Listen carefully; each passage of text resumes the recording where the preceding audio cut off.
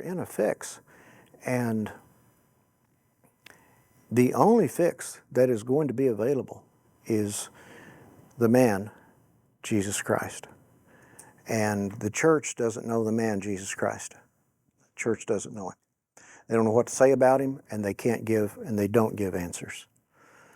And just a reminder that the things we're talking about here are important for you, but important for you to listen to and to receive into your heart and into your mind, because you've got to be able to say them to others also.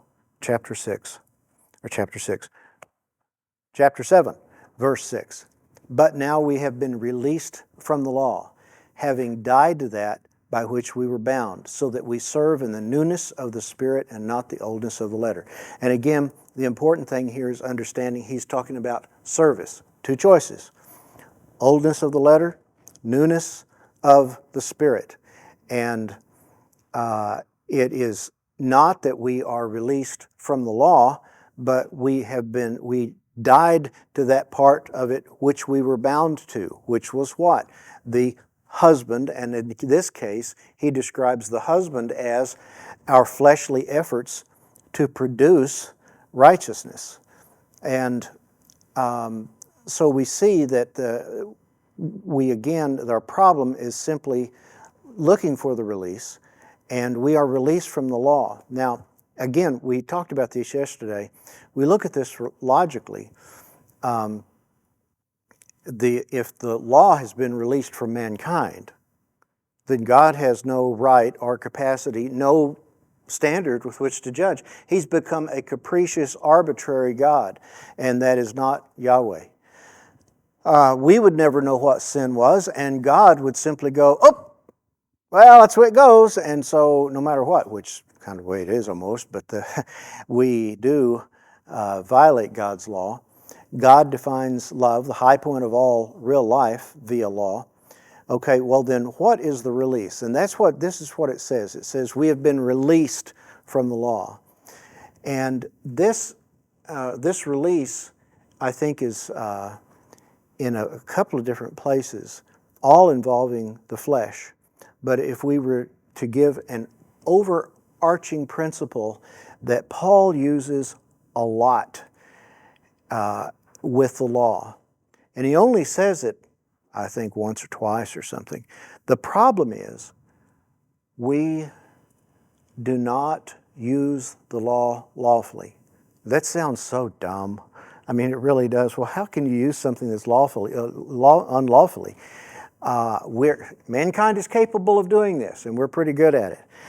And, well, how do we use it unlawfully? Well, again, to the husband that we talked about earlier, we use it to produce righteousness. We use it to show off to God, to show off to one another, and condemn one another. To show off to God, ridiculous. To show off to one another, and usually that irritates people. And then to condemn one another, none of which we have the right to do. But these are unlawful uses of the law.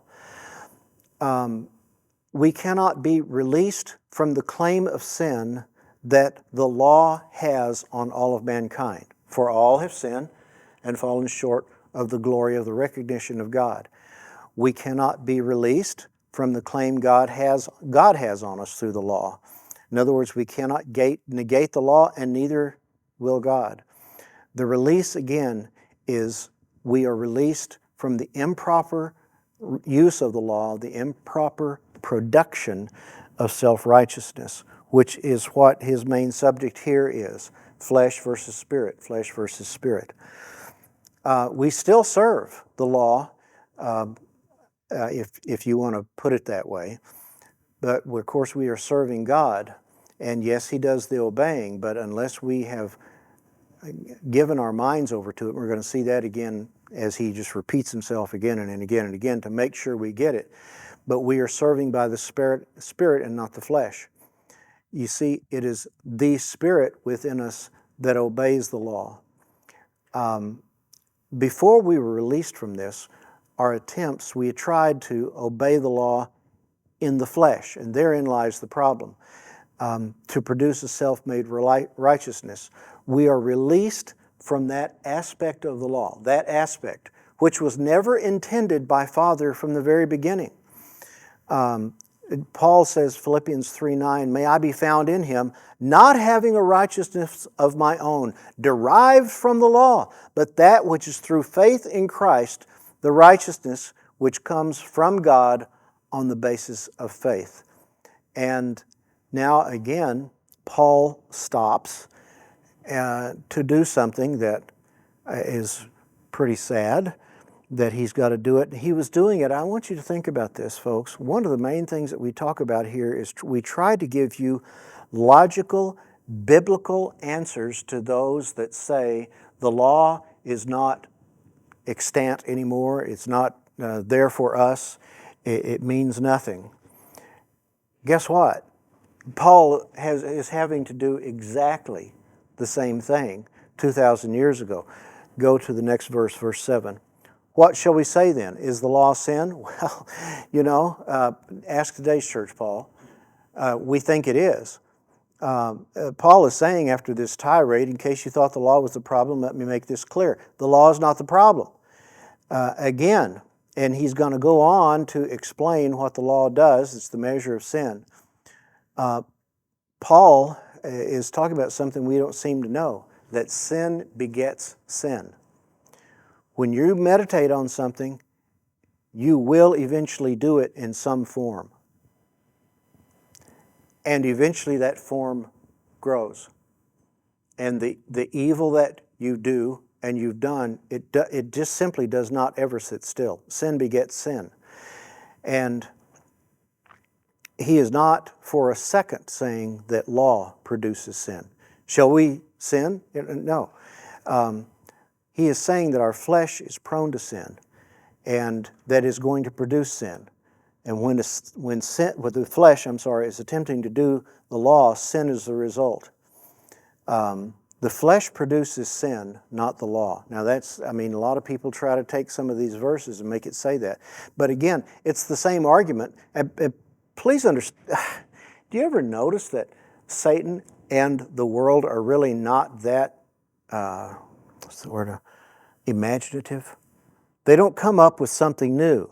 But if you just say the same thing over and over again, the argument that the law is the problem with mankind's sin is the same argument that we hear for guns. You see, what happened? That stupid gun came off of the shelf, loaded itself, pulled the safety off, pointed it at somebody, and went off. The gun did that. And that is why we control guns instead of controlling people. Right now, he is trying very hard to, I forgot how many thousands, but it was over 10,000. They were trying to get well over 10,000. It may have been a lot more than that. These are illegal aliens. They are not part of the United States at all, but before the election, they're trying to get them granted citizenship without going through the things that you do to become a citizen so they can vote. Last week, 4 men that we were training in special ops in this country went AWOL. Now, I don't know if you understand that, but we have trained these people in our tactics, and they're in this country.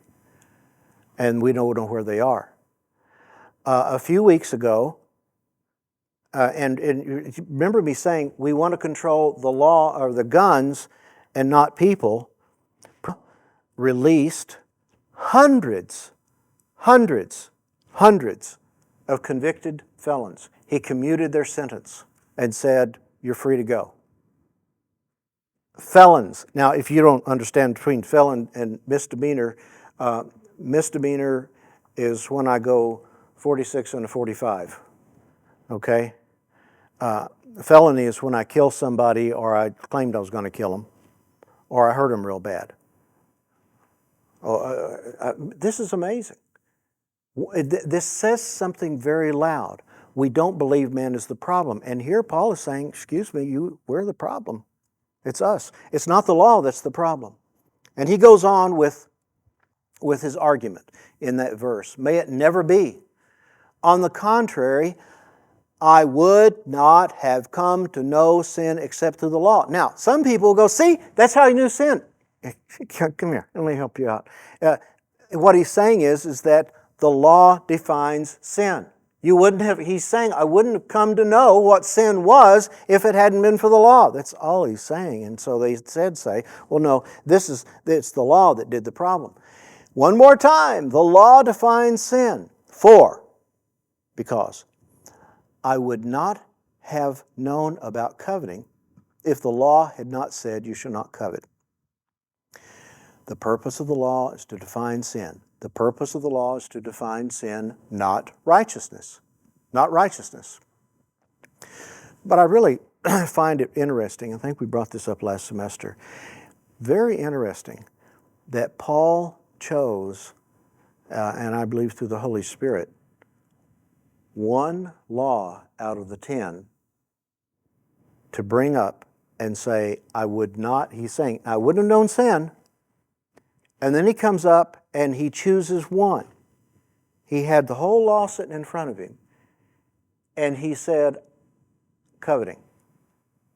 I would not have come to know coveting except for the law. Why would he choose that one? Thoughts? It's the one that's the basis of all the other 9. It's the one that's the basis of all the other 9, and it's the one that is only on the inside.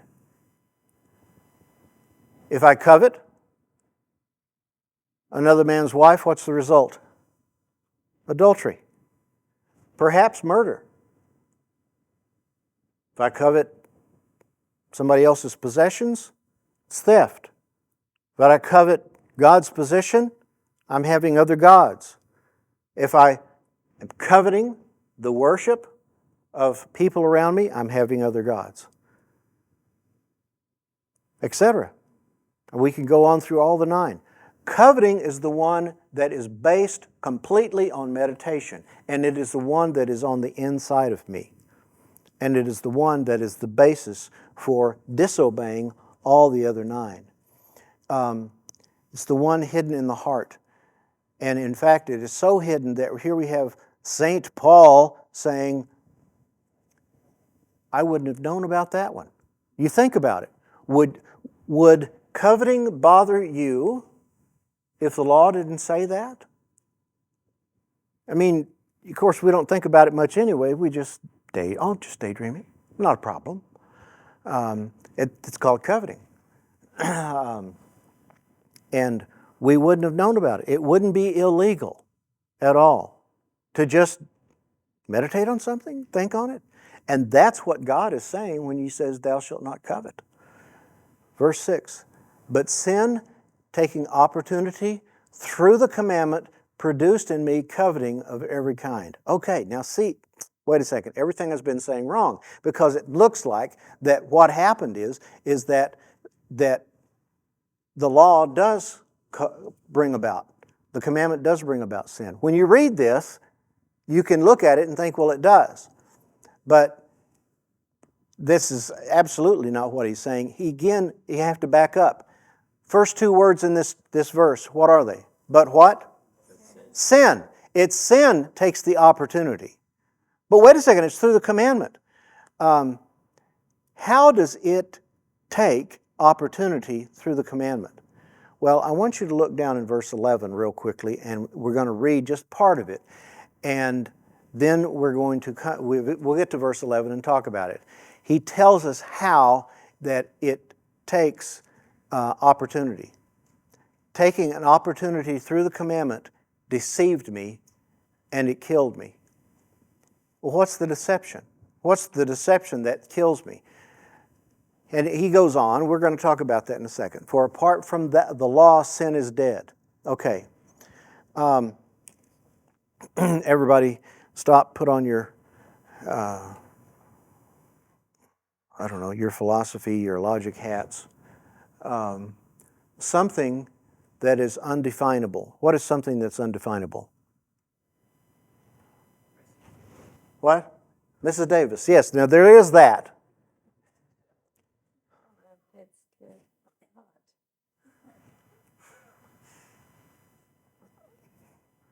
It was good. What now? The target. Okay. Just set up there. That's good. All right. Something that is not defined, that cannot be defined, is nothing. It's not anything. Wait a second. If it's undefinable, perhaps it doesn't exist. Something that's in your, but it is nothing. And so sin is not sin if it.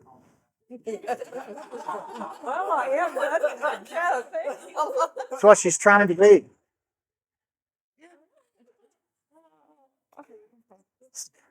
Backing up again before. Sin is not sin if it is not defined by the law. Currently in this country, it's against the law to not have health insurance. Isn't that ridiculous? But either way, it is against the law to not have. A few years ago, my life, against the law, this used to be, or it's supposed to be, a free country. If I don't want health insurance, I'm not going to get it. And I don't have to. But it's the law now. You have to do it. And anyway, and the Supreme Court agreed with that. Amazing. But before that, you see, it was dead. If I didn't want to have health insurance, the requirement for me to have health insurance was dead. It was nothing. It wasn't there. Not owning health insurance was a dead thing. It came alive. It became alive. Not that sin suddenly is produced. It came alive because suddenly there's a law that says, no, that's now defined. Coveting, and this is the one he used, would really be undefined in many ways as being something wrong, except for something. The law now has codified this. Your meditation on something that belongs to someone else is against the law, and God judges that. Okay? Before he said it, it was nothing. It was dead. We were dead to that. But when the law came, and he goes on, verse 9, again explained here, I was once alive apart from the law. Why was he alive? Yeah, sin wasn't defined. He lived to himself. He was alone to, I lived to myself, that's all. And along comes the law and defines sin. And he had been, when the law was the law always there? Yes, but it hadn't been written. But he was dead to the law. There wasn't in existence. But when the law came, and look what he says, I was once alive apart from the law, but when the commandment came, sin became alive and I died. Why did I die? Sounds like the law is all the problem here. I died because the wages of sin is death. That's why. And that is in the law. The law kills me in that I believe it can make me righteous. I die. My efforts are dead. My self-exaltation is dead. And again, this is what it said, and go back up to those verses, please, where it said,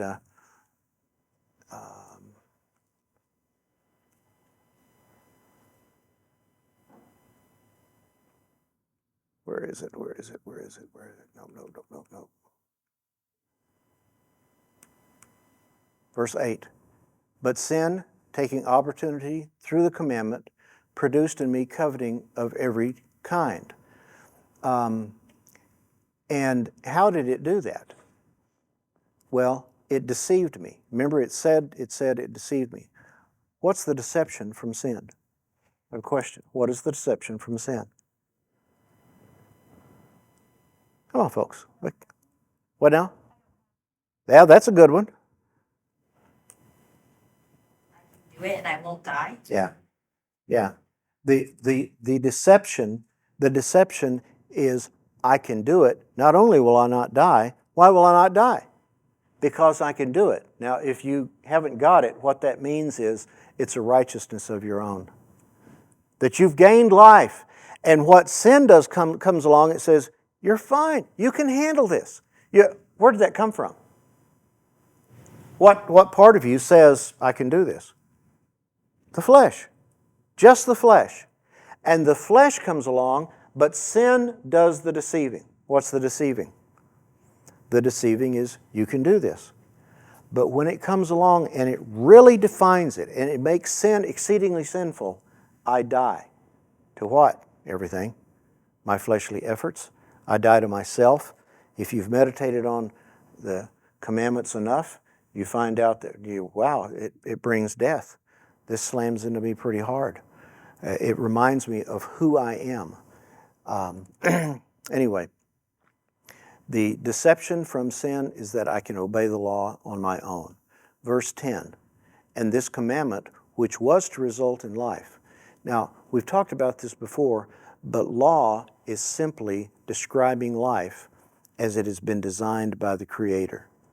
That's law. Law is if we all lived by God's law, there wouldn't be the problems that we have in this earth. There wouldn't be. It all comes from violating God's law. If we were all lined up and wanting to and allowing God to live through us, I dare say that we would walk in the way that He wanted us to walk. But that's defined by the law. That's simply the way things are. That's why the commandment was to result in life, but it did not do so. Because we tried in our mortal way, not alive, to actually live outside the law, come up with new laws. Anyway, it proved to result in death for me. 4, because sin taking opportunity through the commandment deceived me. Again, sin does this deceiving, and again, here comes the commandment and the deceiving. I can do this. And through it, it killed me. And we've already talked about that, but that again is Paul's point. That sin kills me. So then, verse 12, the law is holy and the commandment is holy and righteous and good, but I am not. Again, it is not the law that is a problem, it's me. We cannot have, and please, this is one of those important verses that you can need to take people to. You cannot have a bad, rejected law and a good, righteous, and holy law simultaneously. You can't do that. Now, sadly, a lot of people believe that, but that violates what law of logic? Non-contradiction. A cannot be A and non-A at the same time. Ms. Davis, anything on any of this? Therefore, did that which is good become a cause of death for me? Look again. What does he say is good? The law. May it never be. Rather, it is violation of the law. It is rather transgression of the law. Rather, it is sin. It is transgression of the law in order that it might be shown to be transgression of the law, by effecting my death through that which is good. You see, my death is not what God desires, but it comes about because I violate the law. And again, there's the definition of it. So that the commandment, through the commandment, sin would become utterly sinful. How does it make sin become utterly sinful? I know I've said it at least 20 times today, but by defining what sin is. We look at it and go, not a big deal. How many of you in the past month have coveted something that belonged to somebody else? Whether it was an object or a position in life or something they're doing or whatever it may be, something they're capable of doing, or their intellect, their physical appearance. How many of you in the last, did I say month? I'll give it a month. How many of you have done that? Just sitting around, you're just what? Because I'm just ready. Let me tell you what. We've coveted. And why would you do that? I mean, you're all just disgusting. I mean, well, anyway. No, because we sit and we go, this is not a big deal. This is not a problem. I can do this. And this meditation will not cause lack of peace, bring about death. What's death? Separation from God. This is what it brings about. And eventually, of course, as we know, it gets on the inside and it boils up enough and grows enough and it comes out on the outside. Man will not define morality absolutely. We won't do it. We will define it subjectively, define it the way that I would like it to be. God's morality is absolute. Verse 14. I laugh at this one. For we know that the law is spiritual. I'm of flesh, sold into bondage. Now, there is a ton of stuff in here, folks. I want you to turn to Romans 8, and we're kind of jumping ahead to kind of pile something in here that we've talked about many times. Romans 8, verse 4. In order that the requirement of the law might be fulfilled in us, who do not walk according to the flesh, but according to the Spirit. Now go back to verse 14 in chapter 7 again. We know that the law is what? Spiritual. Okay, back to chapter 8, please. Verse 5. For those who are according to the flesh set their minds on the things of the flesh, but those who are according to the Spirit, the things of the Spirit. Verse 14 in chapter 7 again. We know that the law is what? Spiritual. And yet it says, verse 5, those who are according to the flesh set their minds on the things of the flesh, those according to the Spirit, the things of the Spirit. What's the things of the Spirit? It is. It's not, oh, am I going to speak in tongues in the meeting tonight?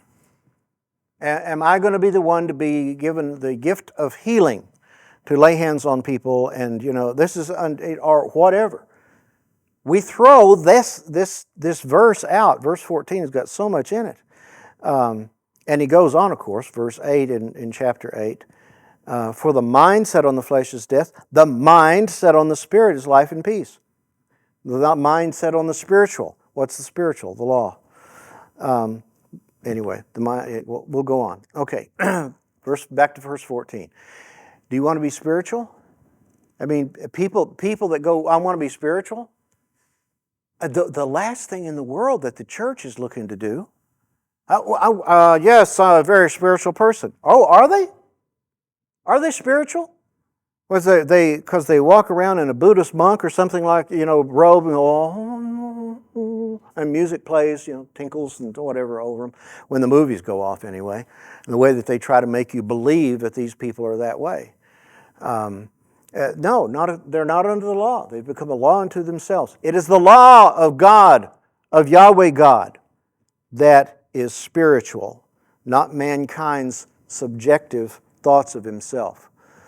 The grace of God, and this is really good, Yeshua is living in you, does that law. Notice also in this verse, quickly, we know that I am of flesh. Now, let's stop for a second. And one of the fun things to do, again, when you're studying Scripture, is watching for definitions.